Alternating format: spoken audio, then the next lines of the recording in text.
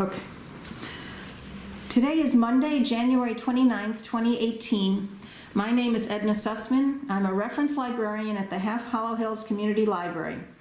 We're interviewing Philip F. Kahn, a World War II Army Air Force veteran, as part of our Veterans Testimonial Project and in collaboration with the Library of Congress's Veterans History Project.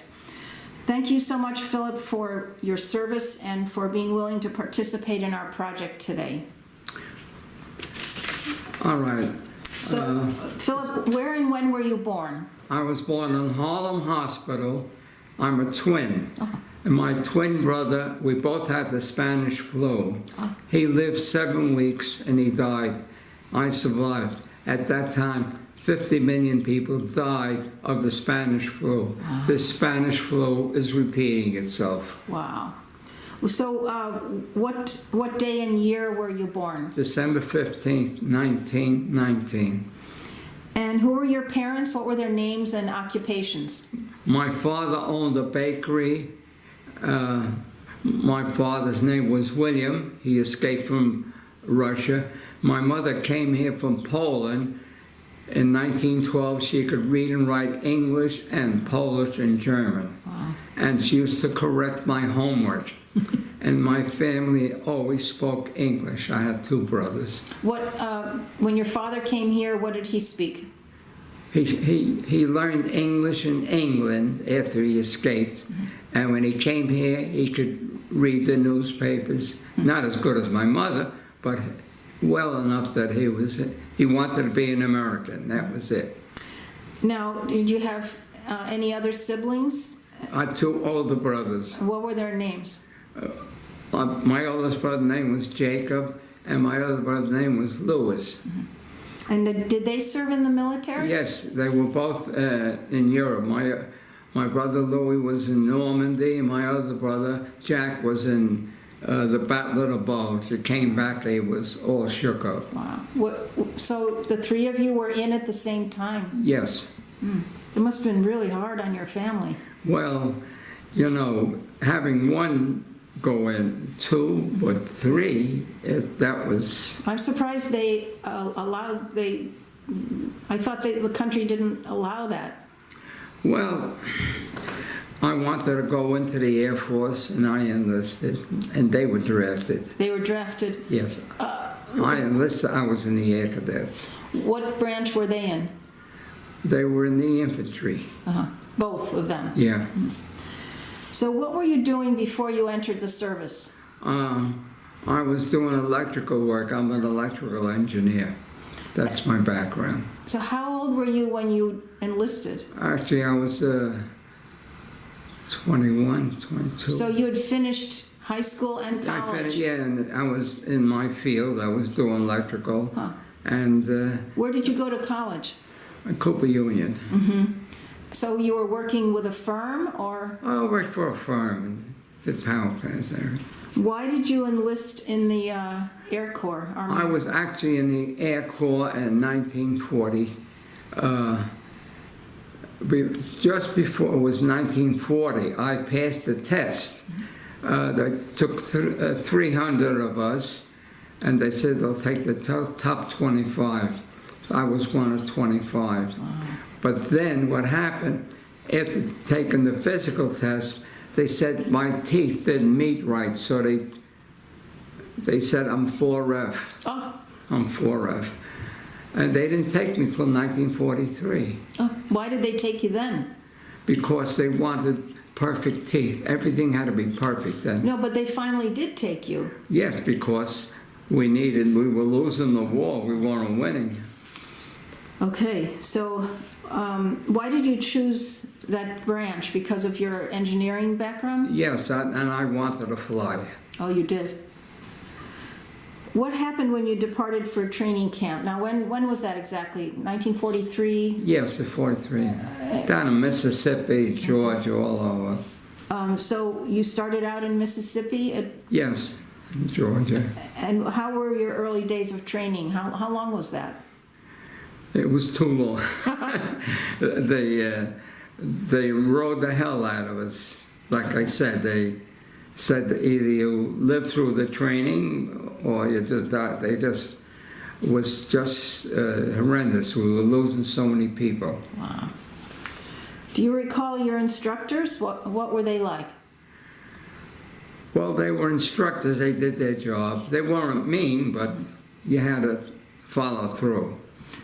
So you hadn't flown an airplane before this, or had you? No, we had to go through this training, and during this training, myself and a few guys, we were almost killed. How come? That was my first introduction, my first narrow escape. I mean, we were shooting the Thompson submachine gun, and this fella next to me, all of a sudden he swung around and he's going to shoot us. A red-hot shell caught between his eyeball and the glasses, and he was going like this, and we jumped on top of him. Oh my God. We would have been killed. Oh my God! Through an accident. It was an accident. Just accident, but I'm just saying. Yeah. You know, what could that guy do? It was unbelievable. Wow. How Had so long many was- narrow escapes. So you had to learn to shoot as well as. Yes, oh yeah, I can handle weapons and all. That's what they trained us. How long was the training? The training was came out to 6 months. 6 months. 3 months and then 3 months. 3 months in Mississippi, 3 months in Georgia. So they also taught you then how to fly the airplanes? No, after that we went in for flying. Where did you go for that? Well, all around the states at different places. Oh, okay. And how long did it take for that training? That took until we went overseas, 1943. Okay. Wait, so you started in 43. You remember what month? When was that? I don't remember that. Okay. Just the two phase. So within the year you were sent where? Well, After the training? after the training, we wound up in California. And from there, we got on a ship and went overseas. And during the trip overseas, we got caught in mountain waves. And the mountain wave is like this big, it doesn't break. And the ship was on top, pounding day after day. We sprung a leak, we had to put into Hawaii. Oh, wow. So I got a chance to see Hawaii for 2 weeks. Then we continued on. How But long that was was that? very dangerous. We Sure. sprung a leak and we were going to sink. Did In fact, we were wearing the seat belts ready. Wow. Did you know where you were headed to eventually? Eventually we found out we were going Where were you going? Hawaii. But we didn't know on the other islands. They were just, everything was part of a secret. They didn't tell They you. didn't tell you. You just went. How was it adapting to the military life for you? What? How was it adapting to military life? The food, the Well, regimen? I'll tell you, my father was a tough bird. And he was no namby-pamby. So we had as I was a young fellow, we walked all over, we did everything. He taught me how to swim, and everything was straight, and, you know, no fooling around, tough. So you were used to being tough. Yes, well, we were basically not afraid. Yeah. I didn't look for a fight. So when you were on this ship going abroad after Hawaii, Yes. where were you headed then? We were heading towards Saipan, Tinian, and all that. Meanwhile, a Japanese submarine was following us, and the destroyer escort was going around chasing it away. We were in a threat of being sunk, and I didn't sleep below deck when I saw the destroyer escort. I knew right away it was Japanese. Wow. They were following. I didn't like that too much. No. How did you finally get away from it, or what happened? Eventually, we got to the island, and They went away. well, it didn't go away. It was just that the destroyer escort was around, and he was watching it. Oh, I see, protecting. Yes. So once you got to your destination, or did you say it was? That was on Iwo Jima. Iwo Jima. It came in, it was dark. It was so dark, I couldn't see my hand in front of the face. There was no moon. so black. And the landing ship was right next to the airship and was going up and down, so we couldn't go down the rope throw. We had to jump from the ship into the air. If you missed, you were in trouble. Oh, wow. Jump. Yeah, we had to jump from the ship to the LSD. Wow. And then you, When we got to the island, yeah. it was dark. You couldn't talk, no talking, or use a clicker signal. No, the 1, 2, you had to get it done too. You had to what? There was no talking Okay. because if the Japanese heard you talk or they saw anything, they'd jump. See, they were dug in. We were living with the enemy all the time. So there was no American base there? No, it was all foxholes. Wow. Where did you sleep? On the ship? Where did we sleep in a ship? No. I was sleeping on the deck. I wouldn't go below. But once you got onto land, yeah, then... We went to a foxhole, and that's it. And there was no map, nothing. There was no roads. It was just an island, black. You couldn't see your face. I didn't eat for 2 days. I wasn't even hungry. How did you eat on the road like that? There was no... Nothing. Did they give you rations to carry? No? Oh. Well, we got on shore, so then 2 days later they gave us a ration. But there was no place for you to stay, actually. Just in the foxhole. In the foxholes. You run to a foxhole for safety because they were dug in. They'd shoot at you. How long were you there? Over a year. And we were there the first half hour. A first lieutenant got shot in the head. He was killed. Oh. Then you know you're in the war. So you stayed in the same area for a year? Well, we were flying off there. Uh-huh.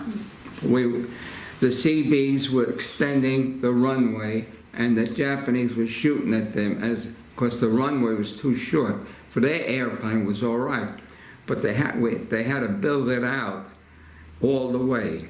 And as they were building, the Japanese used to take pot shots at them. And the Japanese shot at our B-29s as we took off. By the way, at the end of the B-29, when we took off, the runway was still not long enough. So at the end of the runway, the plane went down a little until it gathered enough speed to get up again. I didn't like that too much. It was a scary feeling. You felt yourselves going down. It sunk down, and then till the, Wow. How many men on a B-29? 14. 14. And what did you do on the plane? I was the airplane flight chief. I was in charge of the engine and all that. A lot of times we flew on the plane because we flew 8 hours. So if you sit 2 hours looking at the water and the water and the sky, that's all. There's no roads. You're looking for 2 hours. You get a fixation. Mm-hmm. So we had to change seats to get your mind. Right. Keep it. It was an effect. Right. Yeah. You staying there 2 hours. Look, it's different if you're looking at roads or railroads or the buildings or mountains. Nothing. So how many of you rotated in that position of flying? We were, actually it was 2, 4, it was 4 of us, 5 of us. We used to spend an hour or so. Okay. And what did the other nine It was the men do? navigator, the co-pilot, Oh, I see. the bombardier, and all that. Different duties. Yeah. Now the goal was to go from the... Iwo Jima to Japan, do your target, because we were firebombing. You see, what happened? The wind saved Japan, believe it or not. The wind was so strong that high altitude, when they dropped the bombs, the wind blew the bombs. Oh. So General Twining says, we cannot dry the bombs high. We got to fly low level with fire bombs and burn the cities. And that's what we did. I showed you the picture. Yes. Where it was burned out cities. The heat was so bad from the paper and wood that it bent the bomb doors because they're aluminum. Wow. And the bomb doors, we couldn't even close the bomb doors. Because they melted. They didn't, it was like bent out of shape, distorted. And it was 500-pound fire bombs. As soon as the first bombs went down, the whole city just lit up. And the first wave was, we bombed the northwest section of Tokyo. You know how many people died, burned to death?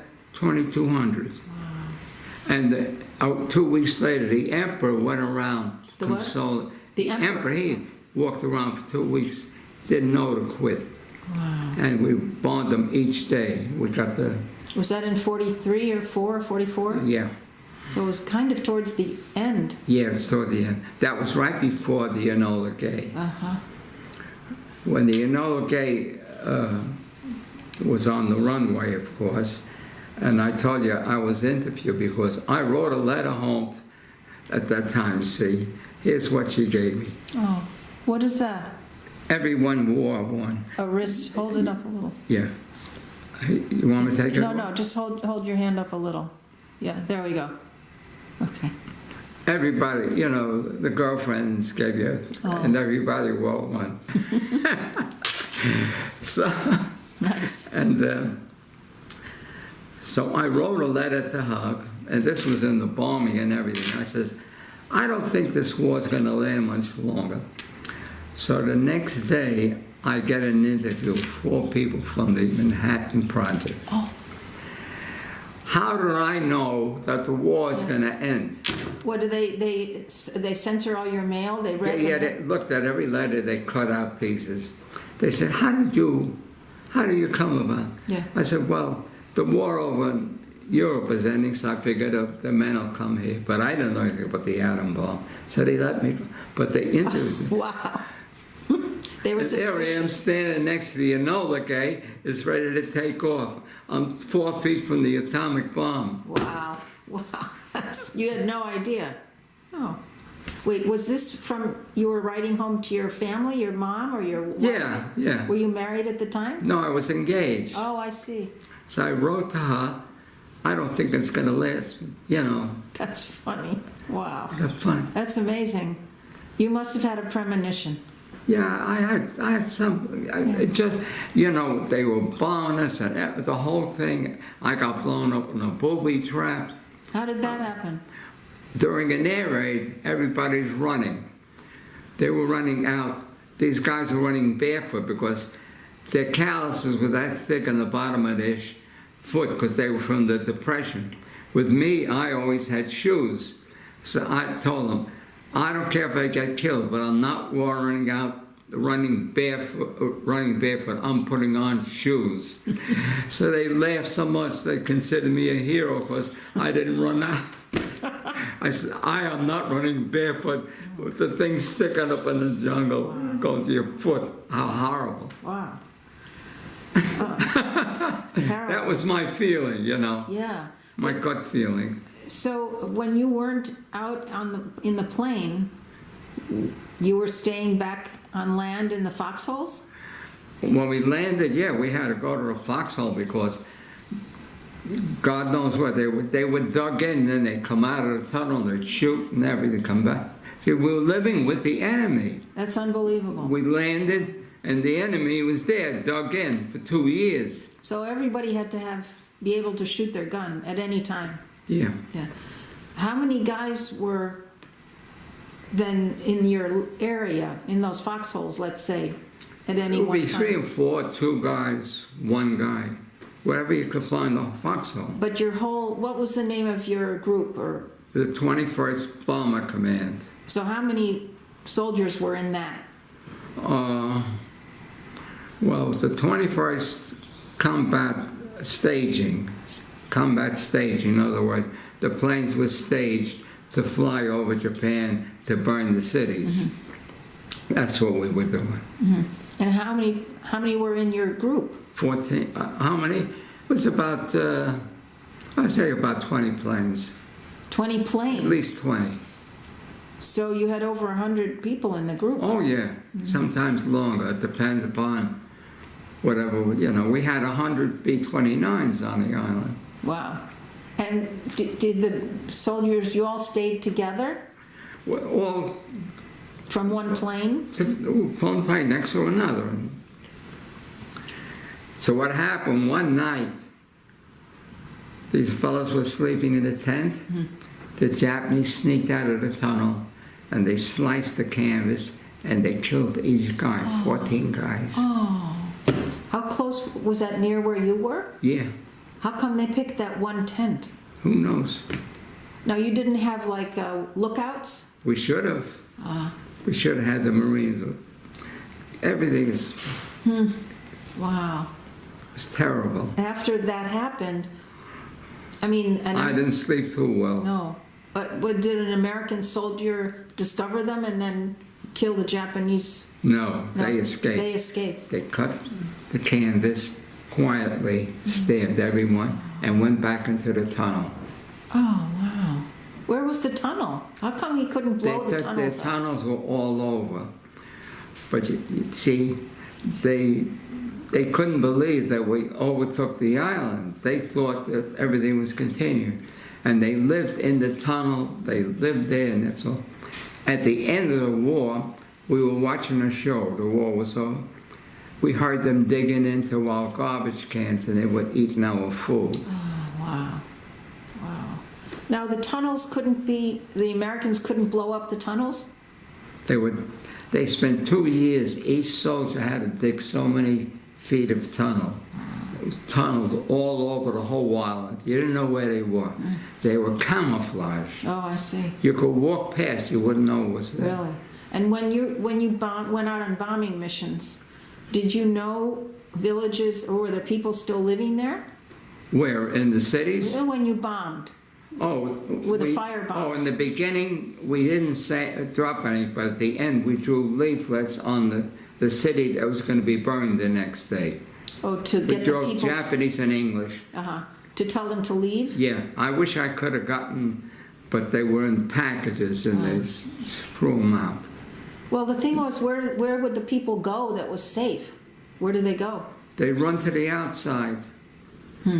But still, were there still people in the villages when you bombed them? Well, in the beginning, they were there, but then we dropped the leaflets and they scattered wherever they went. Oh, okay. Was there a way for you to keep in touch with your family and let them know you were okay? Or how? I would send a letter and that's it. Oh, yeah. Did you get letters from home? Yeah, occasionally. But our letters we wrote free, no stamp. You wrote free. Do you remember your, did you develop any friendships or camaraderie while you were there? Yes, the crew I was fine with.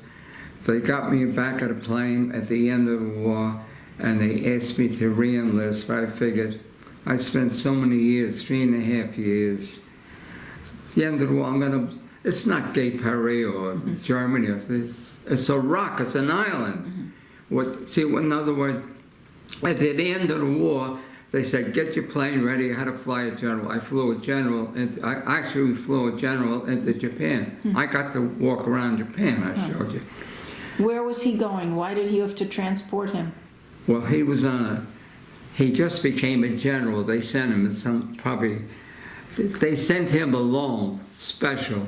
He was a special guy to organize and everything. He was a brand new general. He was, I could see by the star that was not dull, it was a shining star. Oh, they knew. But he knew that we were combat veterans from Iwo Jima. So during the flight, he says, where are the sandwiches? I'll make up the sandwiches. Because he had nothing to do for 4.5 hours.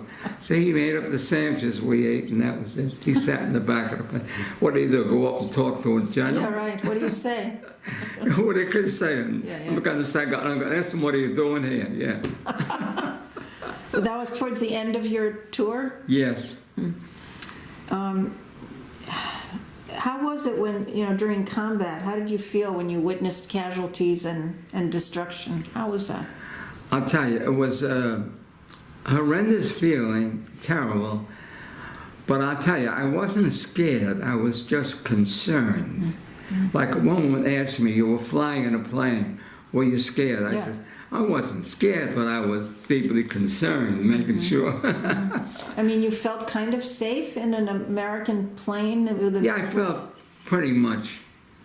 Though at the last plane coming back from Japan, my last flight, my plane caught fire. Oh, And when I smelled smoke coming from, that's not a pleasant thing. So I opened up, and the electrical relays were melting. So what do? So I took the next best thing you're taught. In case trouble, think of the next best thing.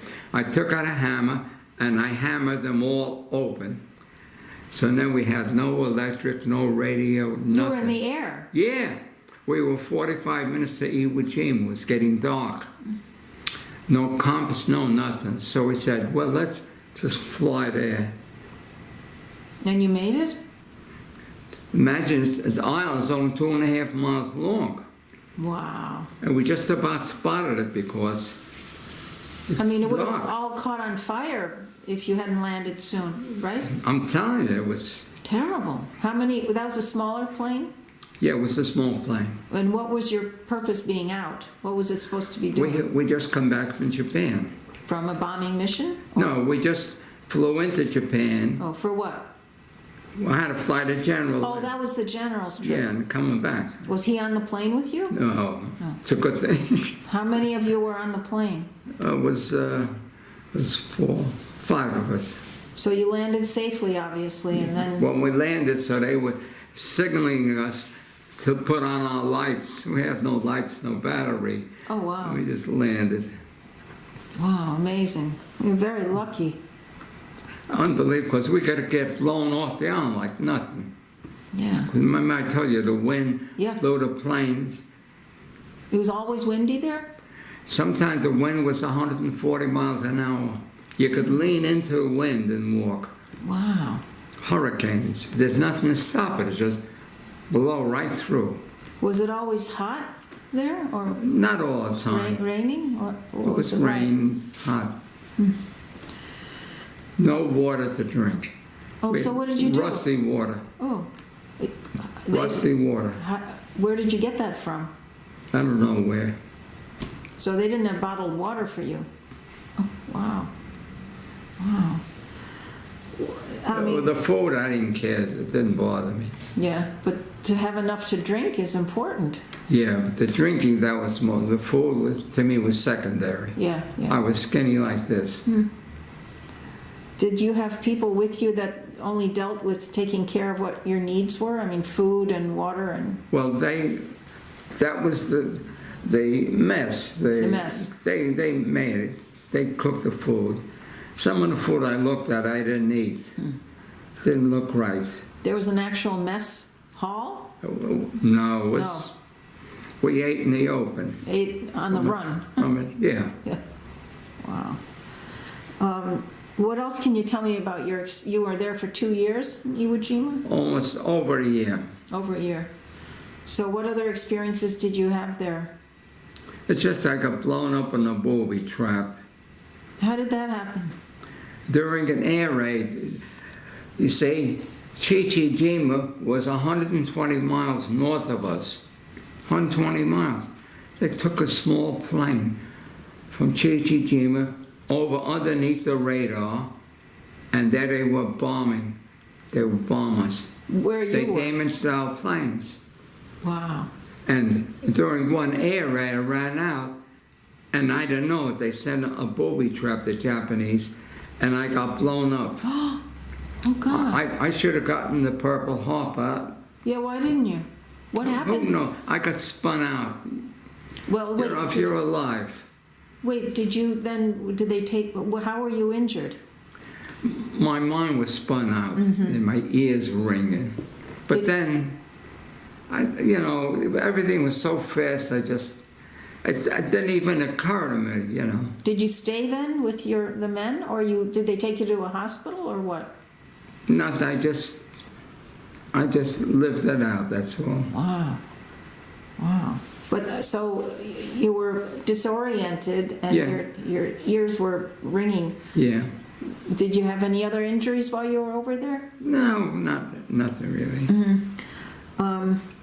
So you never really had any, recreation or off-duty time. You were always on. We were always busy. There was Yeah. no recreation. Where were you when the war ended? I was on Iwo Jima. Yeah. How did you find out about it? I mean, what happened then? This was after When they dropped the atom bomb, then they relayed it to us that the plane, the Enola Gay, dropped the atom bomb. That was the first one, August the 2nd. But then they didn't know we had a second one. They didn't get, because they didn't understand. After they dropped the atom bomb, people were walking, and all of a sudden they dropped because radiation. They didn't know. And they couldn't understand the Japanese. To finally drop August 11th, the second bomb, then they figured out we had the atom bomb. Then the young Japanese officers didn't want to quit. The older ones would quit. So then when the hero announced their surrender, they killed 500 prisoners of war. Americans? Yeah, cut their heads right. Oh. Right after Emperor Hero said we surrendered, they ran in and they took the kid and cut their heads. They were all Americans? Yeah, America, they were flyers. Now, where were you when they dropped the bomb? I was on Iwo Jima. So you were relatively safe from the radiation and the... Yeah, we had no. No.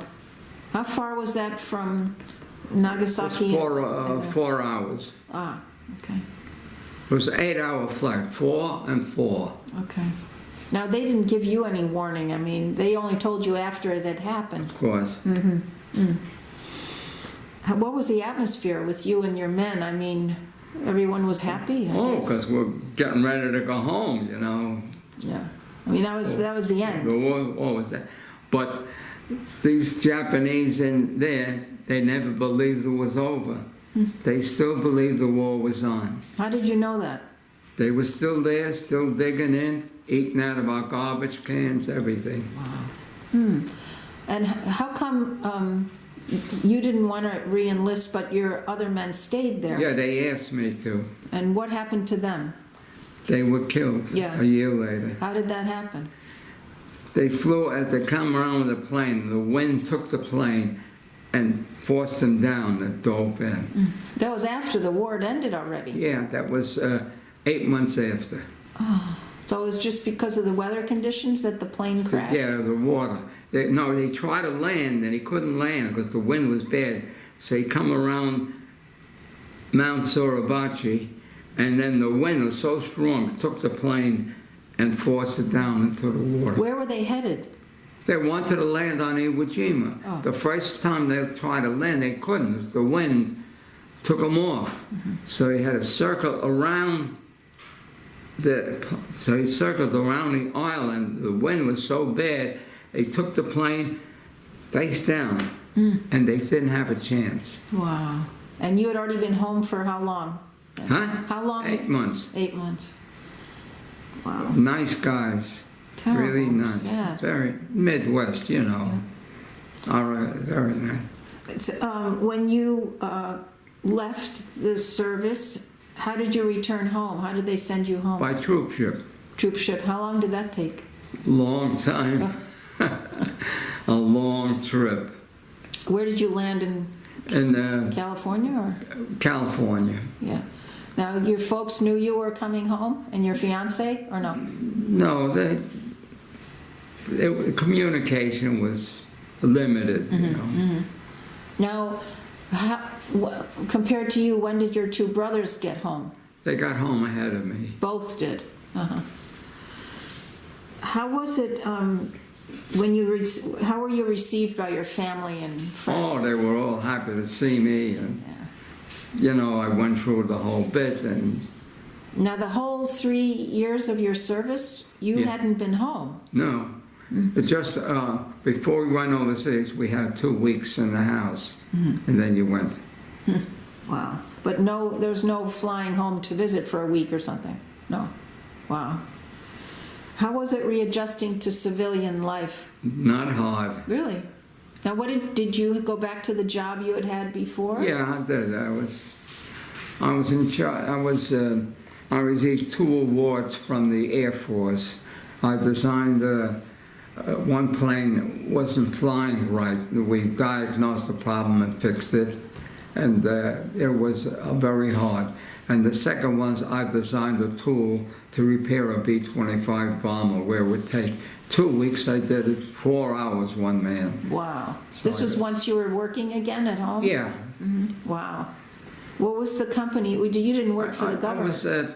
I was working for the Air Force. Oh, you were? Yeah. But as a civilian? Yeah. Uh-huh. But I have received 2 awards for what I did. Terrific. Wow. Did you remain in contact with any of your fellow veterans?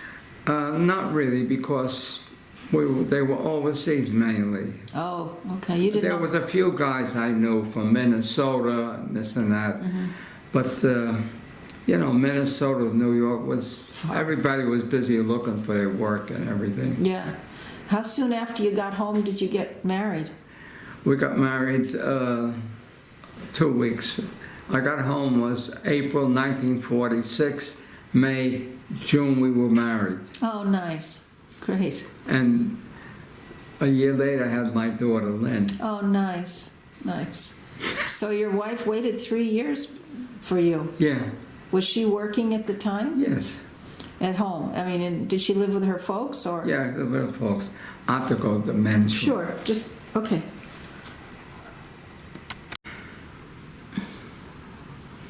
Okay, so we just had a little bit of a break and we're back with Philip Kahn, an Army Air Force World War II veteran. So Philip, you haven't remained in contact with any, or been reunited with any fellow veterans? No. Are you a member of any veterans organizations? I see your hat. At one time I belonged to the American Legion, but I have no transportation, so I can't get to the meetings. Okay. So after you came back and you were back at your engineering position, Yeah. how long were you there at that job? I was there for, well, mostly I did the rest of my work. Your I did career electrical. life? Uh-huh. I did power plants, everything. Wow. So how long have you and your wife been married? About 71 years. Fantastic. Congratulations. Wow. So how do you think your wartime experiences affected your life? Well, I enjoyed my work. I enjoyed working with people.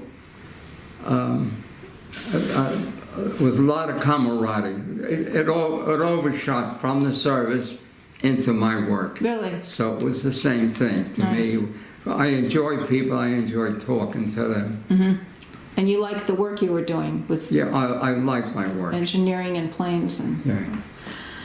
what are some life lessons you learned from your military service? That you got to keep your head straight, and you got to be careful, more or less. Not worried or anything, but like at one time I saved my wife's life. You did? Huh. We were walking down the street, and I felt something behind me. It was a car, and I had a reflex. I pushed her on the side. I got hurt, but she was not hurt. Wow. Wow. That's just instinctual. My reflexes are very fast. Amazing. You think that the military helped Yes, definitely. making quick decisions? Quick as it. In other words, do the next best thing. Yeah. What, That's what saved me. wow. How were you hurt? What? The car hit you? I had a fracture, but it wasn't bad. Okay. And she was okay? Nothing. Wow. That was the main thing. How has your military service impacted your feelings about war and the military in general? War is terrible. Yeah. Absolutely terrible. It's indescribable.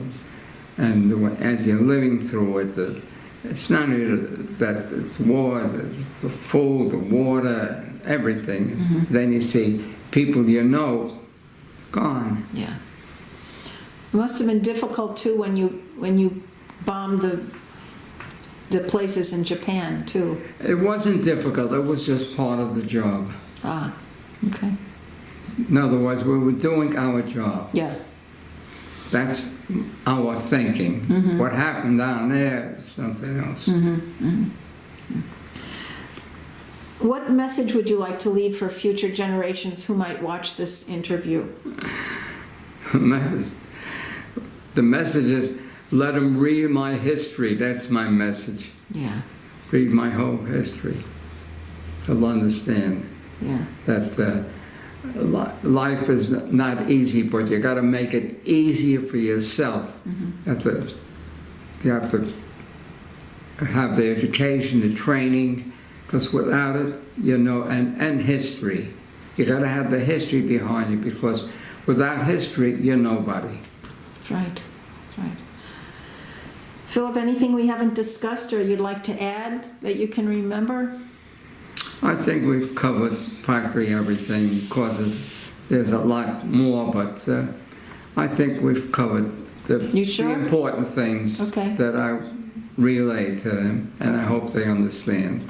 Thank you so much again for all you did for us and for meeting with I'll us. tell you, I myself and the fellows, I was proud to serve with them, and that was my greatest feeling, being with them. And these fellows were absolutely great. They were out of town. They were, from all over, but everybody with the same idea. Everybody was just as dedicated. Same thing. And you watched out for each other. Oh, yes, definitely. Yeah, nice. Well, thanks again, and we really appreciate your service and your time today. Thank you. Well, I'm glad I was able to do it. Thank you. It's my pleasure.